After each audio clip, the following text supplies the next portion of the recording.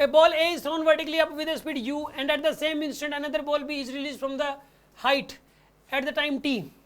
The speed of the A relative to the B is.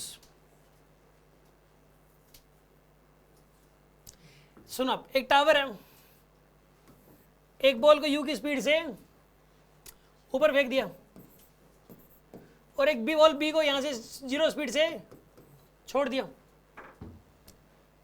Height S थी, कुछ समय बाद बतानी है ए की स्पीड बी के रिस्पेक्ट में या बी की स्पीड, देखो speed of A relative to B, answer यू ही रहेगा यार, चाहे कुछ समय हो चाहे कोई भी समय हो, फिर कुछ भी हो जाए। देखो पता है क्या होता है, एक रूल होता है, इसका एक्सेलरेशन ड्यू टू ग्रेविटी कितना है जी, इसका भी कितना है जी। अब आप देखो इसकी वेलोसिटी एक्सेलरेशन प्लेट के इसको दे दो, इसके पास वेलोसिटी थी नहीं, एक्सेलरेशन प्लेट के दे दिया इस तरफ, तो ये कैंसिल हो गए, नेट एक्सेलरेशन इसका 0, नेट वेलोसिटी यू ही रहेगी। अब ये यू की कांस्टेंट स्पीड से जाके इसे टकराएगी।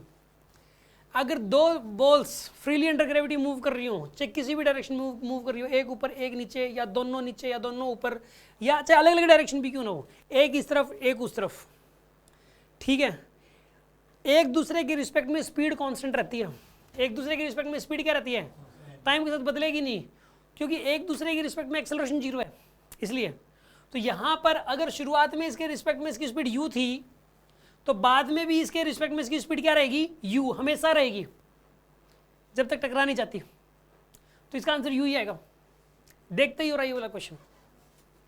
अरे बात समझ में आ रही है कि नहीं आ रही आपको? अगर इस बात का इसको ये इन्फॉर्मेशन नहीं है किसी बच्चे को, तो ये वाला क्वेश्चन उसे हो ही नहीं पाएगा, और ये इन्फॉर्मेशन तो 5 सेकंडों में हो जाएगा, ठीक है ना।